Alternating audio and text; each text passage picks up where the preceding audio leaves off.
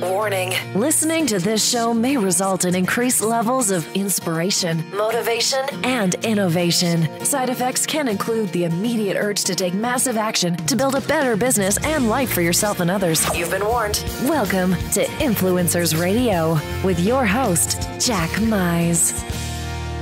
And welcome back to another episode of Influencers Radio. You know, it's no secret that being a mom is one of the toughest, time-consuming jobs on this planet. There are very few, if any, careers that require the amount of plate spinning as raising kids.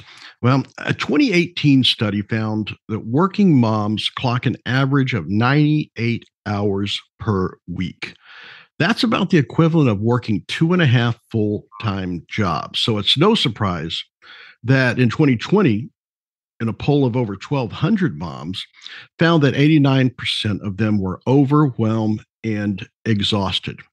Well, my guest today is Dr. Allyson Coffin. She is the CEO and founder of the Happiermoms program, where she is committed to helping busy working moms who are juggling their family and their own business stay sane and find the work-life balance that is sustainable.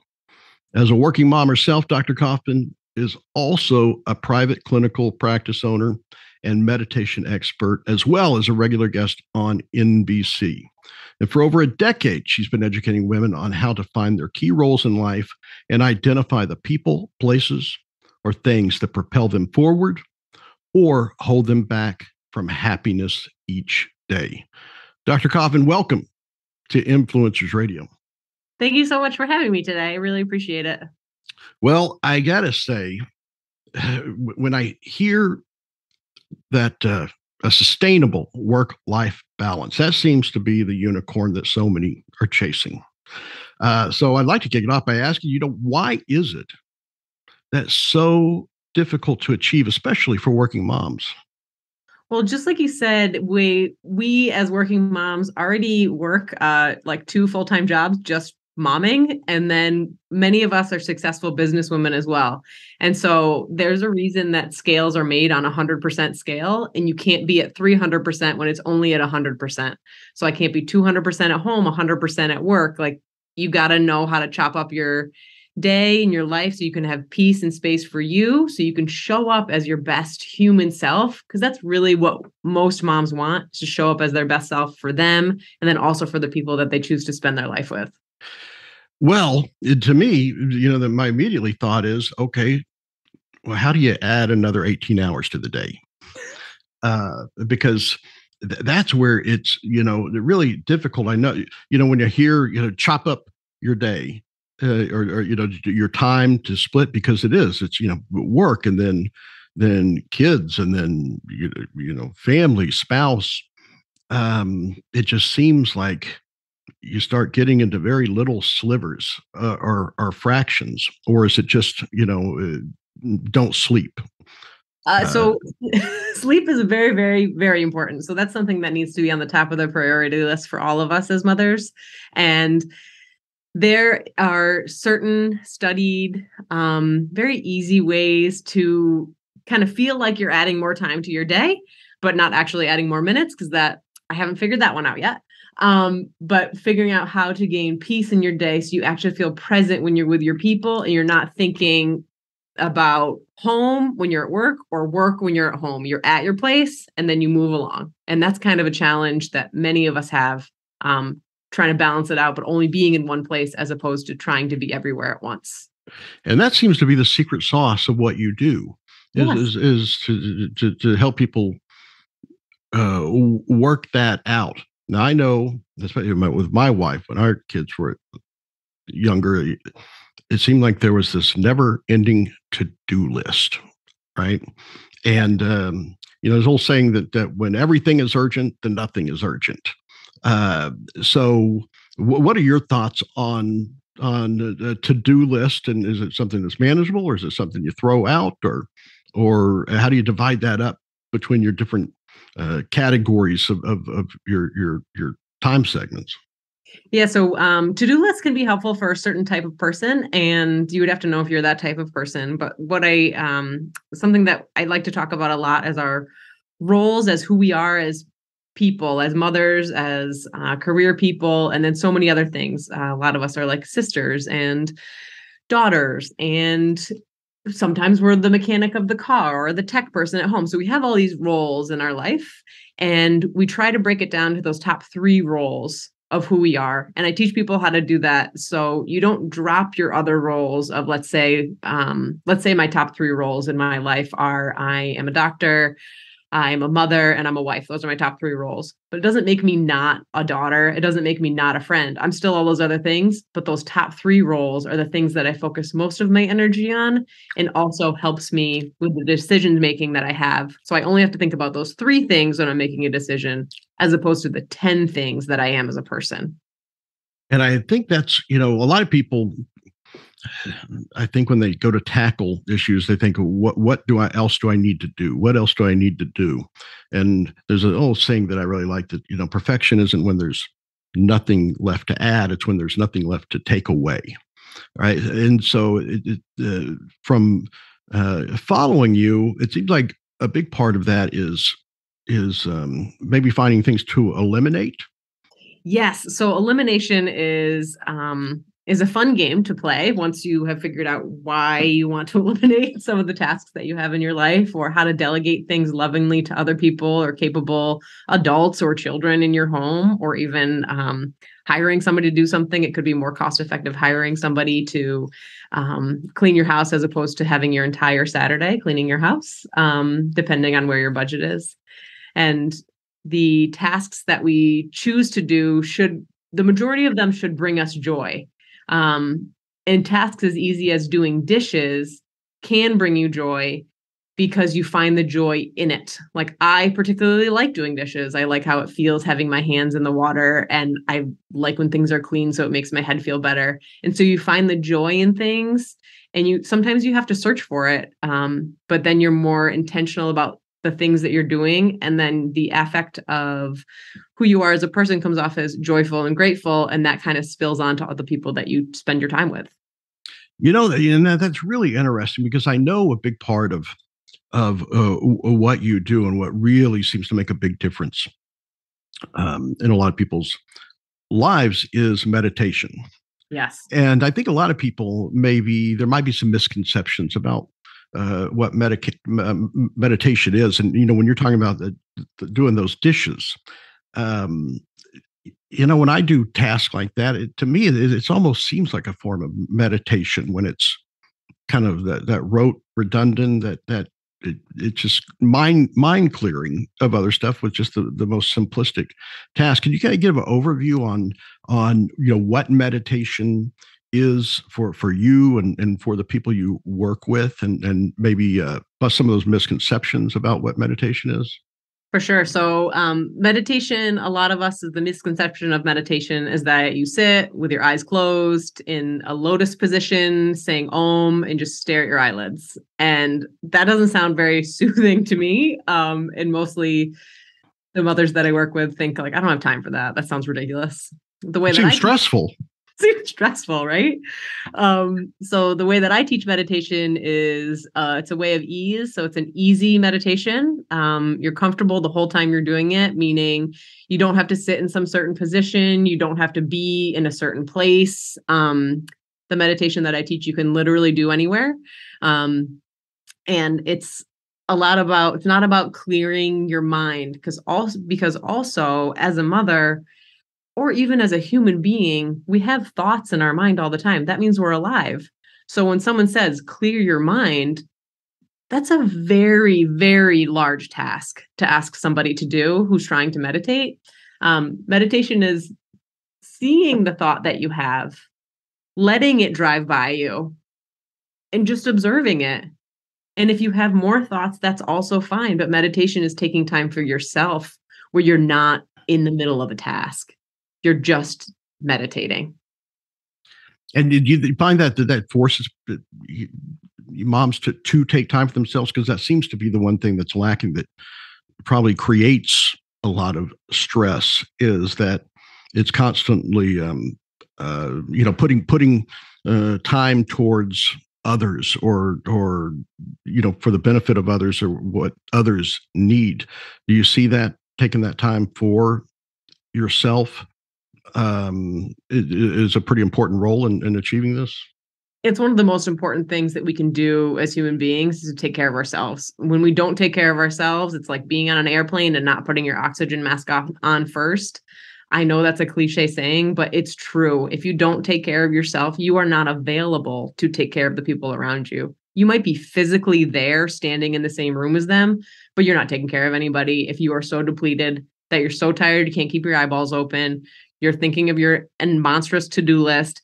And then parents start like arguing with their children, arguing with their spouse, like not getting anything done, slipping into anxiety and depression and all those things, when really it's a proactive experience, taking care of ourselves. And then it's good not only for us, but for everybody else. We have to take the time of self-care for ourselves and figure out what that means for us. And meditation is a large portion of it, where you can retrain your brain. So you don't respond to stress in a negative way anymore. Well, so I'd like to get into some of the tactical pieces of this, because when I was growing up, it seemed like the way that my mother, and nothing but love for my mother, but it seems like the way that things got done, if they weren't working, was to say it louder, right? Yeah. And then once she says it louder, then the father says it louder, and things just get louder and louder. And I'm sure that's probably a common experience that a lot of people have. And some people say, well, it's healthy to get that out, but there's others that, to me, it just creates more and more stress. So what are your thoughts and maybe some solutions around that? Yeah. So I think there's something that's beautiful about like this day and age is a lot of people have access to a lot of information, which is great. And then also can be a little hard. But we're learning that it's a collaborative process with our family. There's not so much of a hierarchy system of like the parents are the boss and the kids follow the rules, and then we just yell, people follow suit. That doesn't really work out for a calm, supportive place where you want to go back to your family of origin later and discuss things, because when you grew up, you were yelled at, and then your ideas were shot down. So when you're an adult and have different ideas, you don't really want to go back to the people that developed that relationship with you. So it's great that we get to do that now, like parents of this generation, and even parents that have older children.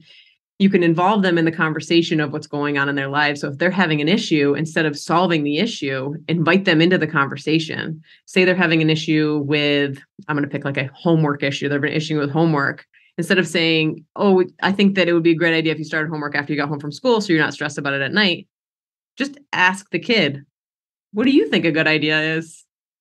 And then stop talking. So it's really about having the space in your mind and in yourself, because you've taken some self-care for yourself, where you know how to pause. Most of us don't know how to pause and let somebody answer a question, or pause in our own space to answer our own internal questions about, is this important to me? Should I be around this person? Is this exercise serving my life, or is it just something that I'm doing because I think I'm supposed to? Yeah, does that answer your question? Yeah. And when those questions that you just posed, mm-hmm. right? And I guess an important part of, achieving anything is to first you have to know what it is you're trying to achieve.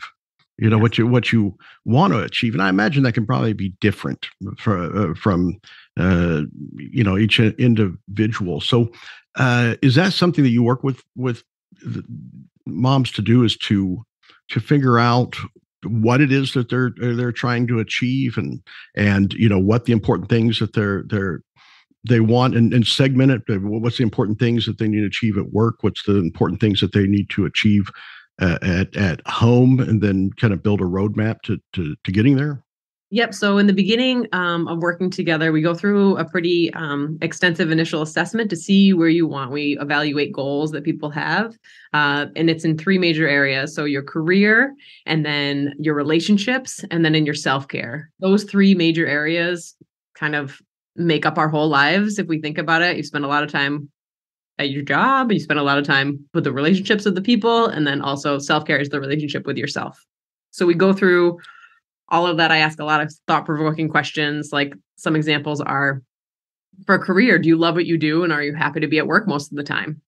So if you say yes, like, boom, awesome. But if you're like, no, I don't like it, I don't want to be there. Like, that is something that we'll work on in the program, and also like how to get you to what you want. And the answer is not always quit my job. That's not the answer. So, there's a lot more, there's a lot better answers to that. And then for relationships, an example of something that I ask somebody when they start working with me is, do you have a person that you look up to and learn from? So if you can think about that yourself, like, do you have somebody that you look up to and learn from? And then I guess you categorize that, or start prioritizing those things? Yeah. So if you don't have, for example, a person to look up to and learn from, then do you want somebody to? Do you feel like you know all the answers and you want to stay there? And we kind of dive into that and see where your support system for yourself is lacking. And then we jump into self-care and see if you even have any space that you've made for yourself and uninterrupted during a week. Like some mothers have no alone time. They wake up in the morning with their children, they drop them off, they go to work, they come immediately home, and they fall asleep when the kids fall asleep. Like there's no space. So kind of creating that space, because it is creatable. We all do whatever we want to do with our time. And that's just the truth. So we kind of figure out where that is and work on goals and work through those three major areas of their lives, and then make changes over time and notice how life seems a little bit easier, a lot bit easier. Well, you mentioned creating that space. Mm-hmm. And another thing that's a common theme in listening and seeing the things that you talk about is that about being present when you are with the people that are important to you. Those things that I guess you identify as being present, more present with your kids, being more present with your spouse. So how do you create that space that allows you to do that, and then to be able to I guess there's a concept of clearing the calculator, right? To push that other stuff aside so you can be more present at that time. So what are the strategies, or how do you cut down on all those things that you have to do as a working mom in order to be more present in those situations? Yeah, so there's we work on time blocking. So the times that you are at work, you set boundaries where you're not texting everybody about soccer practice or what's for dinner or who's getting groceries or who took the dog to the vet. You don't do that at work. And if someone needs to talk to you about that, you do that at a different time of day. All this comes with conversations, and it's hard to make changes, but the changes that women are looking for that work with me are sustainable, life-changing changes. So somebody's not texting you all day, like, give me some groceries, or, our oldest kid's school, or make sure you get that eye drops for your dog. Like it's, that's where the distraction comes in. So we don't get to be present with our lives. And a simple thing that I do, transitioning from home to work, and also I've taught this to a lot of other people, is called transitional breathing, where you sit. Say you drive to work, you sit in your car and you take 3 deep breaths with your eyes closed, no phone, before you get out of the car, and it changes your perception. So you take 3 deep breaths. No one's going to miss you for those 10 seconds that you're not inside the door.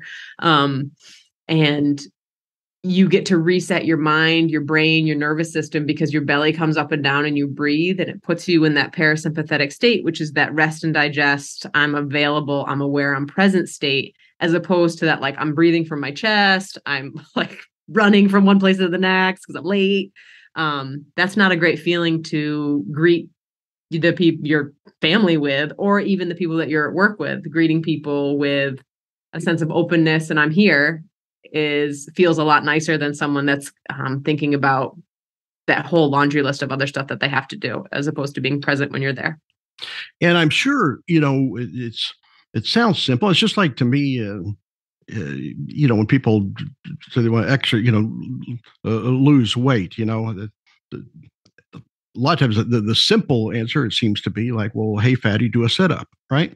But but it's not that easy. And I'm sure that what you're talking about, it requires discipline to do. Do you find that people have these moments, I guess I call them those V8 moments, when they realize that if they don't respond to that soccer text, if they don't respond to that who's getting dinner, and they realize that things don't fall apart when they don't respond to that? Is that a moment that maybe the clouds open up and the light shines, that, oh, maybe this is doable?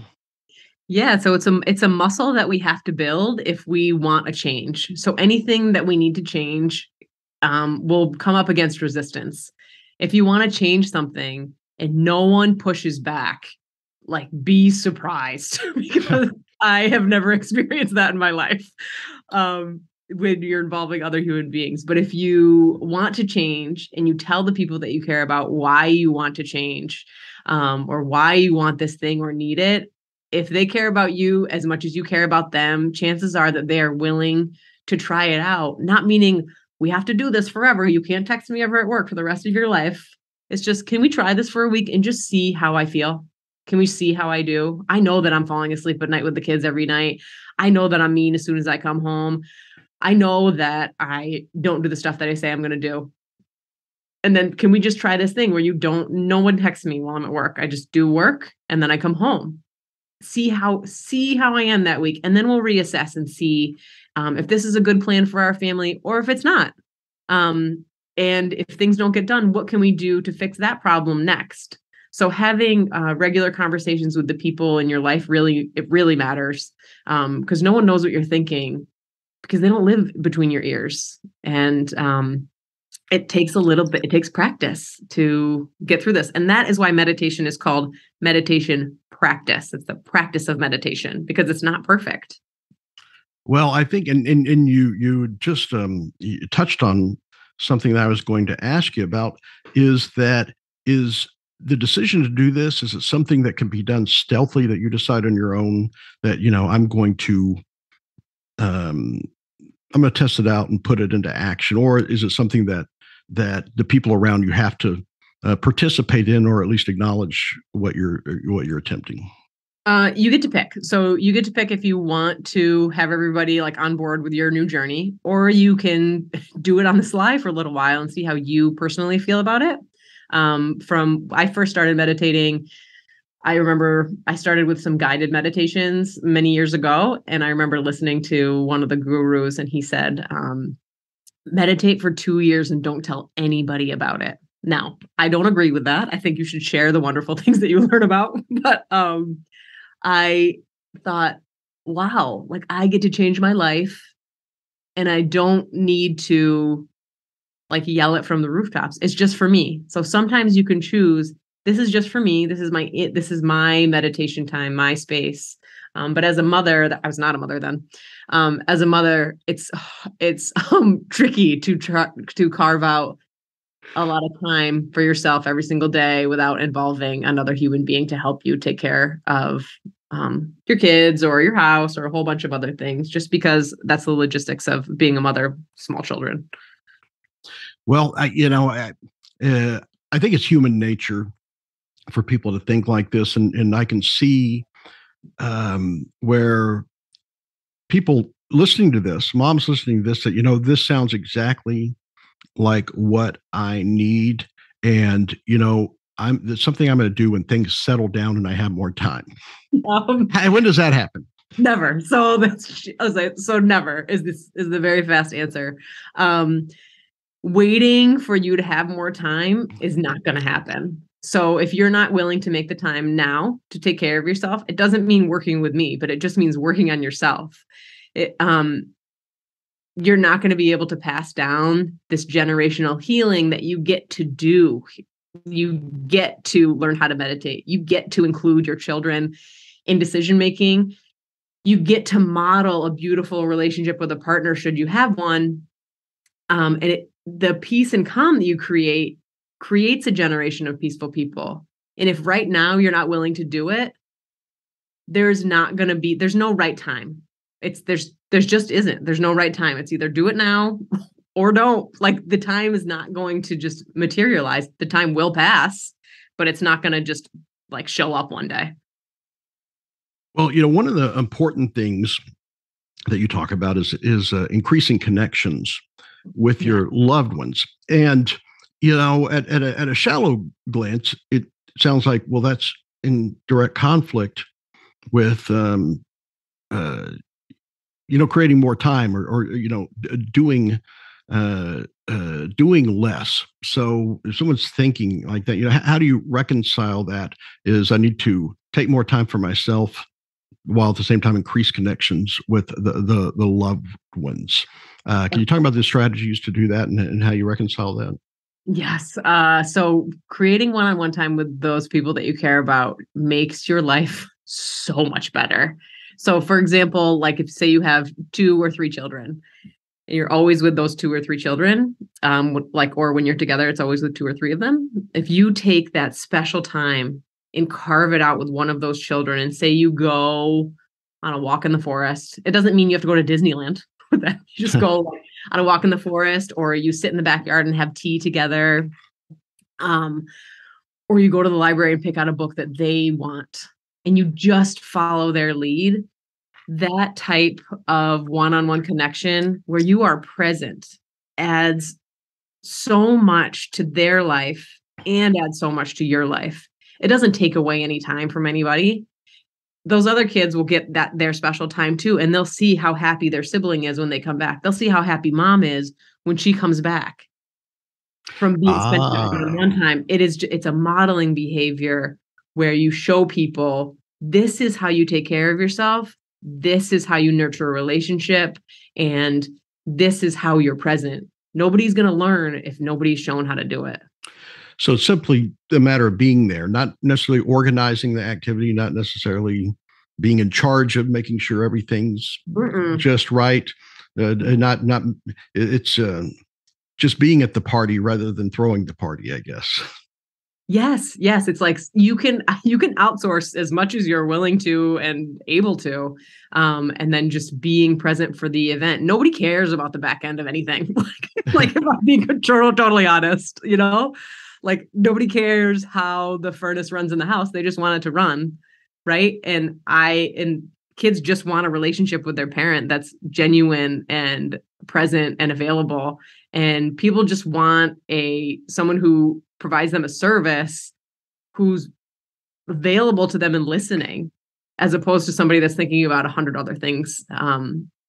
That's all we want, is someone to see us and listen. And the more that people do this in the world, the more people will model that behavior and heal themselves and so many other people in the process. So it sounds really like simplify, right? That I guess a lot of us, whether it's moms or not, thinking, if I just scrub harder, it'll be better. But it's really about just letting it happen, be there, and kind of you guide the macro of it, but kind of leave the micro alone and just be there with the people that you love. Is that accurate? Yeah, just actually physically be with the people that you love. Actually physically do the things that fill your own tank. And meditation is one of them. But if, like, say you really like exercise, or say you really like playing an instrument, doing those things will fill up your own tank, and it will help the other people that are involved in your life know how to do the same thing. So it's a twofold win. when you do a regular self-care practice. Well, hey, yeah, I got to say it's really remarkable, and you have such a great way of explaining things and simplifying the concepts, because so many people have tried so hard to do less, right? And they end up doing more trying to do less. Um, so I'd like to talk about Happiermoms. And I got to say, um, my first thought, I thought, boy, that would be a great name for a chain of wine bars. Nope. But of course, that's not the answer. But so talk about the Happier Moms program that you've put together. What does that look like? How is it that when people get involved? Is it something that you do with people one-on-one? Is it a group activities? Just kind of an overview of what that looks like. Sure. Yeah. So I have two different options where I work with Happiermoms. So I get to work in a group setting with women a few times a year. I open enrollment where we go through the whole course content together, where they learn about a lot of the things we talked about, figuring out what your key roles are and your the values that you have in your life, and how to really get to your happy place, and like all the nitty gritty on how to do that, but in a very easy way. So it's like a video and a PDF that goes along with it, and people get to follow along at their own pace, because we're busy and you might want to do it in between like school drop off and home. And then I have an intensive one-to-one option for some moms that are looking for a little bit of a faster paced program and just like really want to pick my brain a lot. So I have a one-on-one option, but that requires like a few calls to make sure that it's a great fit, because I only want to work with people that really want my help, and that we can really get results for. Because if not, then I'll refer them to somebody else, because I want people to really have this peace and calm in their days and their lives and in their families. So I do a group option, and then I do a one-to-one option. I got to say, what you're doing, I mean, just the whole concept of Happier Moms, because I think once people realize, when they do focus on their own happiness and focus on themselves, the positivity of that is contagious, to the family, to friends, to coworkers. And I would imagine that, this goes far beyond just someone's, being self-absorbed of I'd want to be happier. It's really benefiting so many others when they do this. And I can hear your passion in what you're doing. And so I have to ask, what is it that fuels that passion, and what led you to do what you do and help the moms that you're helping? So I'll bring it back to when I was I was getting my doctorate in chiropractic, because I'm a chiropractor as well. I'm a pediatric and family chiropractor. And I was in school and I was straight losing my mind. I was so stressed out and exhausted, and like, I don't know what to do. So I went to go see a therapist, and the therapist introduced me to meditation, and I followed along with guided meditations to start. And it was so incredibly helpful. It changed my mind. It changed my reaction. It changed my thoughts. And I was like, this is the secret sauce. That why doesn't everybody know this? Everybody know how to do this. But it was a little faux pas back then. And then fast forward to today, a lot of people will say you should meditate, but there's no tangible, like, feet on the ground, this is how you do it. And so becoming a mom becomes with different challenges. So I own my private practice, and then I have two small children, and having kids changes your whole entire life. So it's the most beautiful thing that I've ever been able to be a part of. And it has taught me more than anything I learned in my whole life.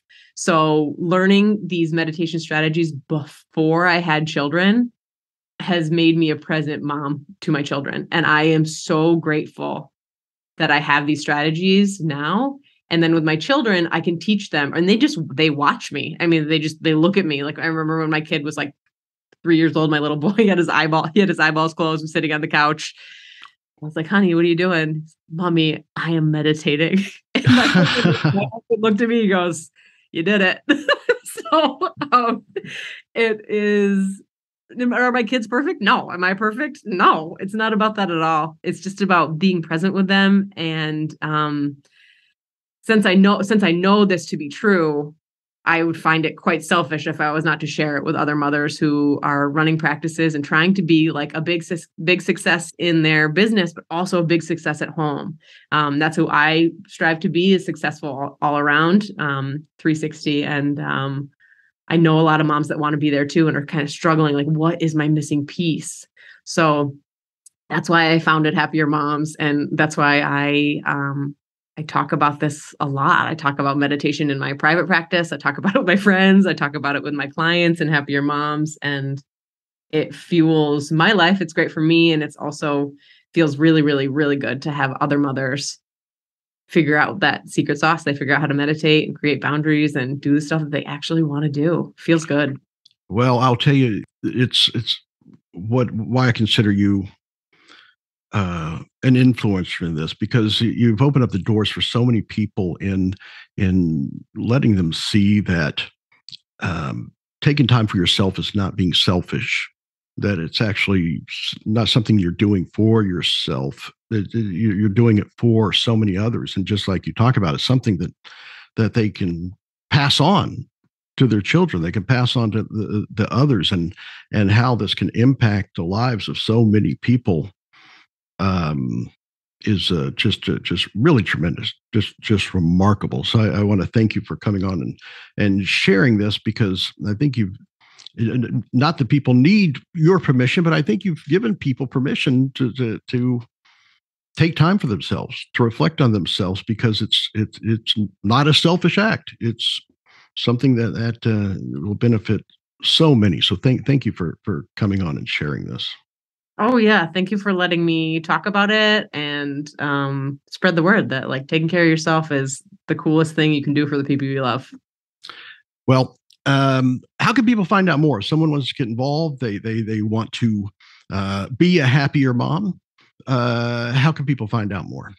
Yep. So you can, I'm on most all social media channels. So Instagram, Facebook, YouTube at Dr. Allyson Coffin, and it's ALLYSON and then Coffin, COFFIN. You can find me online everywhere, and you can send me a direct message on any of those platforms. And I would love to connect with anybody that wants to talk about becoming a happier mom and what that looks like for them. Well, fantastic. Again, thank you so much for coming on. The definitely important discovery, I think, for a lot of working moms. Great. Thank you so much.